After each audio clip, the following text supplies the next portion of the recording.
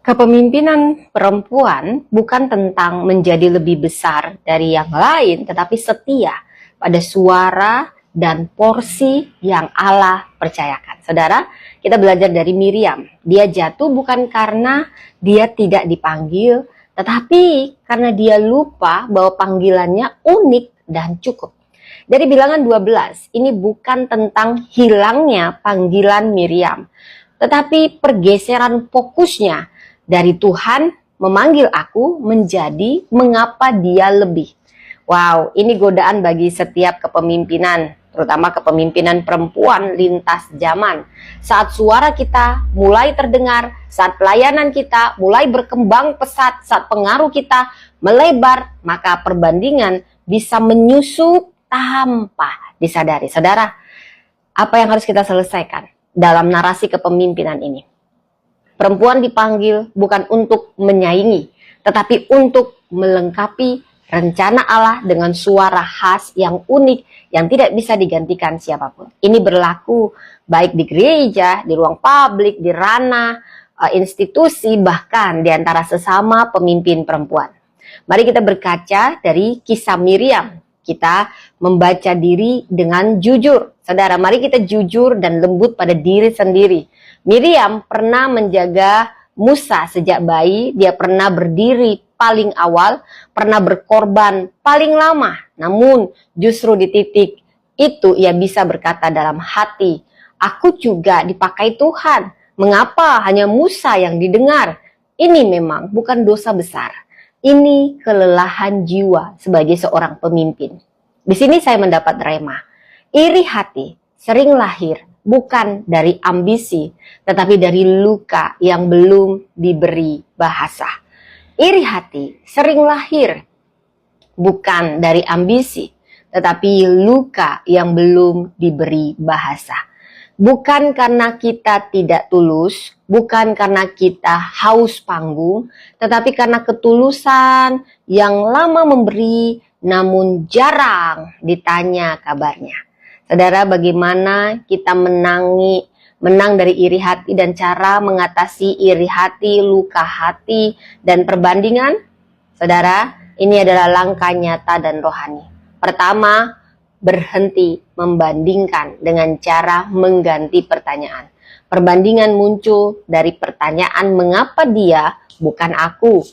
Ini perlu kita ganti dengan pertanyaan rohani. Apa yang Tuhan percayakan khusus padaku hari ini?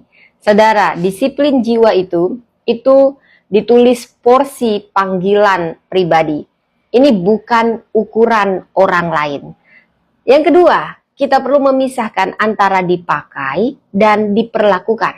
Antara dipakai dan diperlakukan itu berbeda. Banyak pemimpin perempuan terluka karena apa? Karena dipakai oleh banyak orang, tetapi tidak selalu diperlakukan dengan adil. Saya ulang, banyak pemimpin perempuan yang mungkin tulus, biasa nggak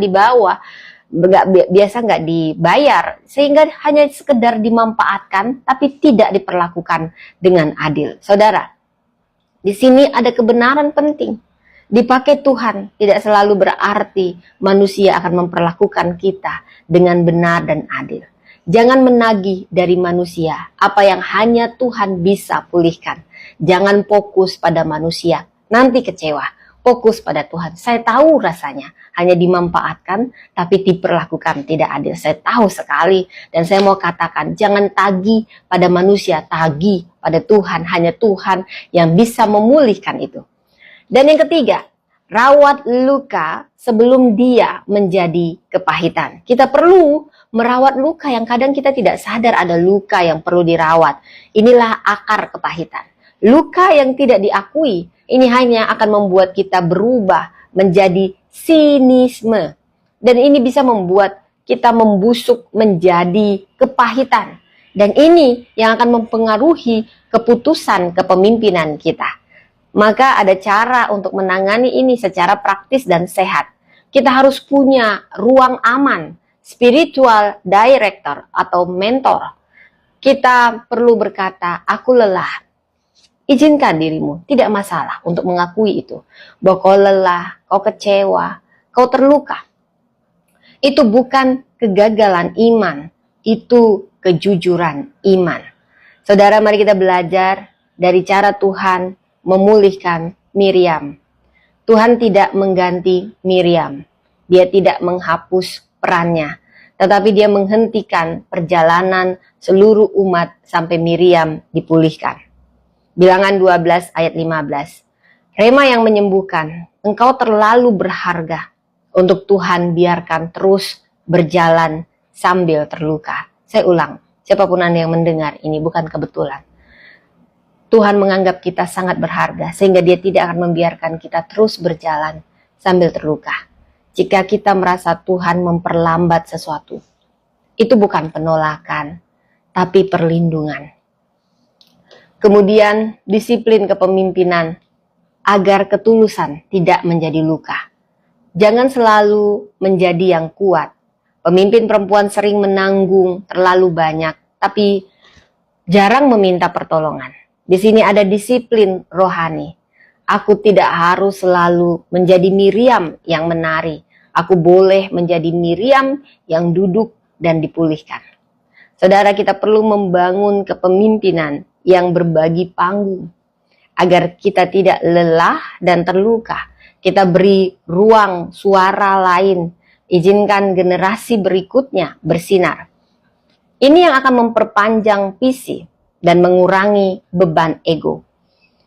Kemudian kita perlu mengembalikan semua penilaian kepada Tuhan. Jadi yang pertama tadi, jangan selalu menjadi yang kuat. Yang kedua, bangun kepemimpinan yang berbagi panggung agar kita tidak kelelahan dan terluka. Beri ruang bagi suara lain. Izinkan generasi berikutnya bersinar. Karena ini yang memperpanjang visi. Ini yang mengurangi beban ego. Dan kembalikan semua penilaian kepada Tuhan. Manusia bisa melupakanmu, hanya memanfaatkanmu, bisa bias, bisa tidak adil. Tapi Mazmur 75 ayat 7 berkata, Allah yang merendahkan dan meninggikan. Aku tidak hidup dari tepuk tangan, tetapi dari kesetiaan. Saudara, dari sini kita belajar doa sikap seorang pemimpin perempuan.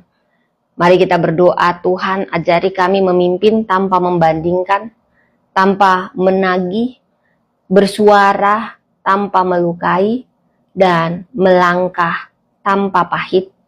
Kalau kami lelah, berhentikan kami sejenak. Kalau kami terluka, sembuhkan kami sepenuhnya. Kami ingin seperti Miriam bersuara bagimu, namun tetap rendah di hadapanmu. Kita tidak perlu iri, karena panggilan kita tidak bisa ditukar. Demikian firman Tuhan hari ini. Ini pemulihan bagi pemimpin perempuan. Kita belajar dari Miriam, bukan hanya kemenangannya, tapi luka dan pemulihannya. Banyak pemulihan itu dimulai dari pengakuan luka, bukan penyangkalan. Banyak pemimpin perempuan terluka karena memberi terlalu lama, tanpa ruang pulih. Tulus tapi dimanfaatkan. Setia tapi disepelekan, kuat di depan publik, rapuh di ruang privat. Miriam tidak langsung dihukum, tetapi diperlihatkan lukanya, yaitu kusta. Jadi di sini apa yang Tuhan singkapkan, ia lakukan untuk mempermalukan, bukan untuk mempermalukan, tetapi menyembuhkan. Pemimpin perempuan perlu mengakui kelelahan, kecewa, dan bila ada iri hati, tanpa menghakimi diri. Ini bukan dosa kepemimpinan, ini realitas kepemimpinan. Tuhan tidak mencabut panggilan saat pemimpinnya sedang dipulihkan. Kesalahan Miriam tidak menghapus sejarah pelayanannya. Dari Bilangan 12 ayat 15, bangsa itu tidak berangkat kalau Miriamnya belum sembuh. Di sini diberitahu pemimpin terlalu berharga untuk dibiarkan berjalan sambil terluka. Jika ada musim pelayanan yang terasa lambat, visi yang seolah tertahan, langkah yang terasa berat, itu bukan hukuman, bisa jadi itu ruang pemulihan. Saudara, yang ketiga, pemulihan sejati butuh komunitas, bukan kesendirian. Seperti Israel yang menunggu Miriam, pemimpin tidak diciptakan untuk menyembuhkan dirinya sendiri. Pemulihan butuh komunitas yang menghormati proses. Jadi, kita bangun safe space, bukan hanya strong plafon. Izinkan pemimpin perempuan berkata, aku